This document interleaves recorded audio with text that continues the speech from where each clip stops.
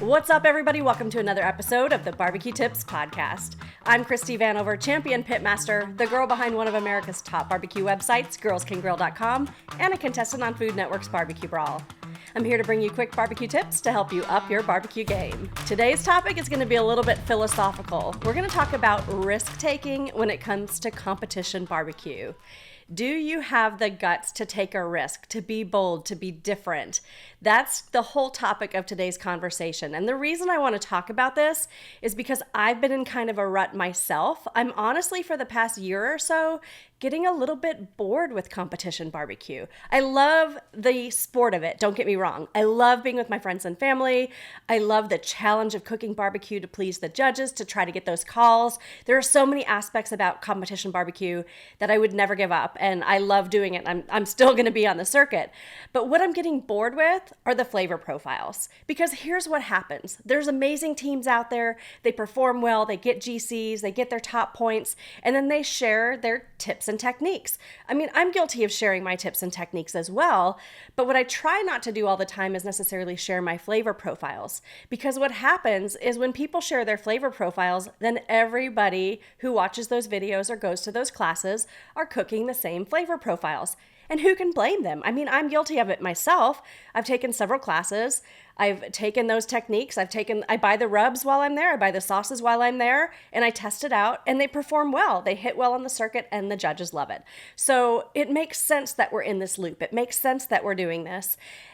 But what I love about cooking and what I love about barbecue is that barbecue is not just one flavor profile. There's so much diversity in barbecue. Personally, I love Asian components when it comes to flavor profiles with barbecue, but there's different regions of just America itself where you have your Texas flavor profiles, obviously your Kansas City, which is what we're mostly sticking to on the circuit, but then you've got your Carolinas, you've got Memphis, Pacific Northwest. There's just such a wide range of flavor profiles that we could be playing with on the circuit that we're not. We're really just sticking to that heavy, thick, tomato-based, really sweet, sugary molasses, sometimes glazes and honey and stuff, but we're sticking to that really traditional Kansas City style. And I know why we're doing it. We're doing it because it wins. We're doing it because it performs. The judges have come to expect it. They like it. They score it. You get a call, you get some money, you go home, and you do it all again. Again, we're in this loop. The loop is what I'm bored of. The loop is what I want to change, but the reason I've been too scared to change is because of the risk. Am I willing to take the risk? I spend, well over $1,000 at a competition. Once I buy the meat, the rubs, the sauces, all the stuff, drive there, pay my registration fees, all of that. So am I willing to take a risk and do something different, knowing I could end up dead ass last? Because it's different. Like, are the judges going to like it? Are they going to be like, what the heck is this? This isn't KCBS barbecue.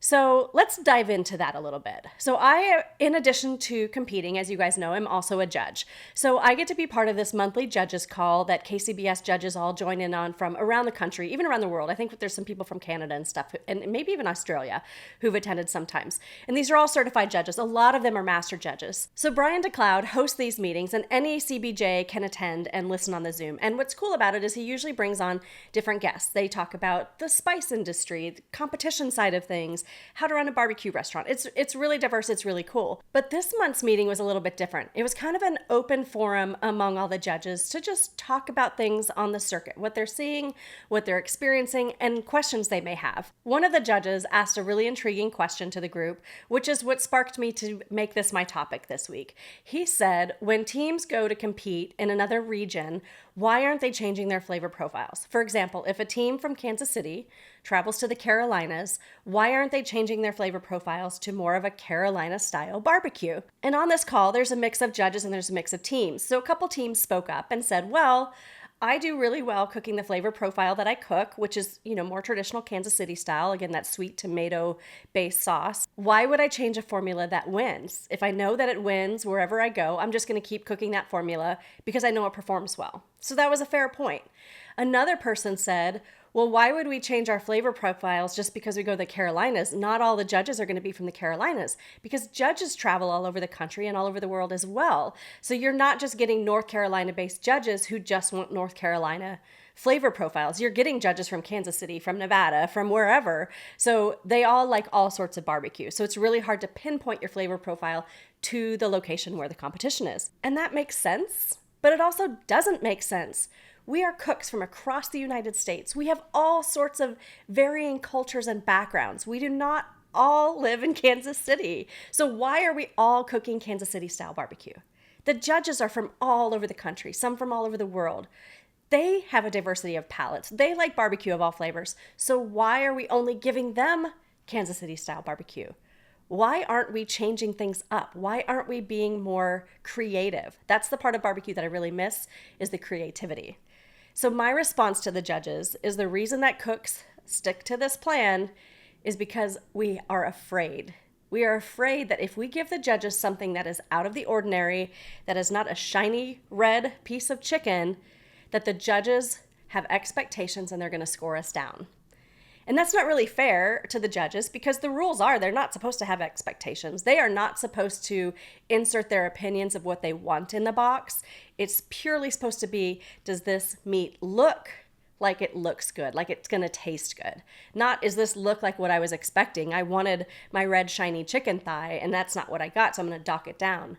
So we have to have faith that the judges are going to be open-minded. And that's what I said on the call. And most of the people on the call were like, yeah, we'd love to try something different. But I still wonder, will they? And maybe those on the call will, but maybe a brand new judge who just took the class and was taught, look for that red shiny piece of chicken thigh, and they get something different, maybe they're too new and they're going to knock you down. That all comes down to the table captains. It comes down to the reps. Are the reps giving good instructions before the event? I would say in most cases when I've judged, they have. So I feel there's confidence there. But again, being creative comes down to fear. So I was at Smoke Slam in Memphis in May, and I smoked up some party ribs, which are individually cut ribs. I've actually posted like 2 years ago, does anybody have the balls to turn party ribs in a KCBS box? Like, I don't know that anybody's ever done it. Maybe a couple people. I don't know if it would score well. I've never had the balls to do it, but I do like individually smoked ribs because you get bark in every bite. Well, anyway, back to Smoke Slam. I cook these individually cut ribs and I glaze them with a Filipino barbecue sauce. I also seasoned them with an Asian Pacific Island rub that had ginger, turmeric, annatto seeds. Like, it was definitely not Kansas City style barbecue. People at the event who had tasted my ribs told me that they were the best ribs that they sampled that day, which meant so much to me because I was doing something different. I was doing a Filipino style or Filipino inspired rib. Well, then a KCBS judge came up to me and said, whoa, these are great. I wish I would have had these ribs in Hawaii. I said, tell me more. What do you mean? He said that he traveled to Hawaii. I don't remember where he was from, but he's not from Hawaii. But he traveled to Hawaii to judge the KCBS competition there. And he was hoping that he was going to get some type of barbecue that had Hawaiian influences, which a lot of the times are Asian influences. But he said what he got was boxes of KCBS meat over and over and over again, which was fine. And he said, he enjoyed it. It was good. But he was just hoping there was going to be creativity and variety. Well, I'm going to be cooking in Hawaii this year. I decided to sign up for the competition, which is in November. And in my mind, I've been wondering, should I change up my flavor profiles? I know how to cook Hawaiian barbecue and with Asian flavors. I do it all the time at home, but I've never done it at KCBS. And I wondered, who are the judges going to be? Are they going to be judges from the islands? Are they going to love that flavor profile? Or are they going to be people traveling there from all over and they're going to want the KCBS style? Well, when I was on the judges call, it turns out a lot of those people on the call were actually going to be going to Hawaii. So that answered the first question. The judges going to the competition in November are not all going to be from the islands. So they are going to be those who judge the KCBS flavor profiles most of the time, that Kansas City style. But that's exactly what that judge from Smoke Slam did. He traveled from somewhere in the continental US, went to Hawaii, and was hoping for Hawaii flavor profiles. So now I have a decision to make. When I go to Hawaii, do I pull out my Asian flavors or do I keep it traditional? It's going to cost a heck of a lot of money to go to Hawaii. Fly there, the hotels are not cheap. I've got to figure out what grills I'm going to be cooking on. I'm working on that process. Registration fees weren't too bad, but bringing my meat there or buying it locally, there's so much that goes into it and a whole lot of money. It is the only KCBS competition in Hawaii, so the winner gets an automatic draw to the Jack. So it's big, a lot of money into it, a lot of like prize at stake in addition to the bragging rights, the auto draw to the Jack and the invitational to the Royal. So it's big. Am I willing to take a risk? I don't know, but I want to. I really, really want to. And here's where I'm at this week. So the window for the Jack draw ends at the end of July. I have one competition left, June 29th, this weekend, for a chance to get a draw. I don't have a GC yet for this season, so if I don't get the draw, then obviously I'm not cooking the Jack. But really at this point, I'm okay not cooking the Jack this year because I'm going to Hawaii and it's just a couple weeks later. So that would be way too much travel for me to go from one end of the country to the other. So this year I'm planning to judge the Jack again, which will be great because I haven't done that for a couple of years since I've cooked it the past couple of years. All that being said, what that means is when I cook this weekend, I don't have to GC. Everybody loves to GC. We like the money, we like the prize perks, but I don't have to. I'm not chasing points. My scores in 2024 have not been like points chase worthy. Again, I don't need the draw because it might be too hard for me to cook it and do Hawaii anyway. So this is the perfect opportunity in my competition career to maybe experiment, to maybe get creative, to maybe try things that are different. But again, do I have the balls? I don't know. The competition is a couple of days away and I still have not decided. Am I going to go with my traditional cook or am I going to try something totally zany out of the box just to see what happens? Before I go too outside of the box, I wanted to make sure that I was within the rules. So I went back and looked at the KCBS rules one more time. When it comes to taste, all the rules really say is that the sauce or seasonings need to complement the meat. They shouldn't be too overpowering and they should be pleasing to the palate. It doesn't say that they have to be Kansas City style tomato-based sweet barbecue sauce. It just has to be something that tastes good. Also, you can use a chunky sauce, but any chunks inside, whether it's fruit or onions, have to be diced at least 1/8 of an inch or smaller. So keep that in mind if you have some sort of variation. But again, the rules allow it, so the only restrictions are what we're placing on ourselves. And I've talked about this before, but we also have diversity in the cuts of the protein. So for chicken, we can turn in any part, wings, breasts, legs, thighs, Cornish hens. With pork, it's pork butt, pork shoulder basically, but we can do diced, we can do chopped, we can do pulled, we can do the money muscle slices. Brisket, we have a little bit of variety of how we slice it or shred it. Ribs are pretty standard. It's just got to be like sliced bones and 6 servings of that. But one thing I saw in the rules that I guess I'd overlooked for years is that chicken can actually be breaded. In the rules, it specifically says chicken may be cooked and served breaded. So that was something that was a little bit different for me. I'm not sure how breaded barbecue chicken would taste, but it makes my creative juices flow. So we have wiggle room to make some changes. So let's talk about what some of those changes maybe could be. I think the category where we have the most wiggle room would be in the chicken category because we can do so many cuts, including wings. And a lot of people are turning in wings right now, but they're mainly doing the Kansas City barbecue style wings. But nothing says that we can't do Korean sticky wings or lemon pepper wings or Alabama white sauce wings or even Alabama white sauce chicken legs or chicken thighs. Like there's so much variety out there that makes me like excited to try it. So I don't know, maybe I'll experiment with chicken a little bit this weekend. I better decide soon though, because like the comp's literally in like 2-3 days. Ribs, like I said, doesn't have much variety in the presentation of the cook, but there is so much variety in seasonings. Again, Asian sticky ribs, or when I was at Smoke Slam cooking with Kunchi, did these Jamaican jerk ribs that everybody loved. They had a jerk marinade, they had a jerk seasoning, and then no sauce on them, and they were phenomenal. Like, why not? They taste good. Why not turn those in? So yeah, definitely some variations there with ribs we could do. When it comes to pork, we're all doing, again, the Kansas City style, super sweet, maple syrup glaze. What about doing something like with Pacific Northwest flavors? I've got some friends up in Oregon. They run the website Vindulge. They have a bottled barbecue sauce that has a red wine base to it. What if instead of braising money mussels in brown sugar and honey and maple syrup, you did something with more rich flavors with, maybe even a little bit of beef stock and then some red wine and then finished it with their beautiful sauce? Like, I don't know. The possibility's out there. Like somebody just needs to try it.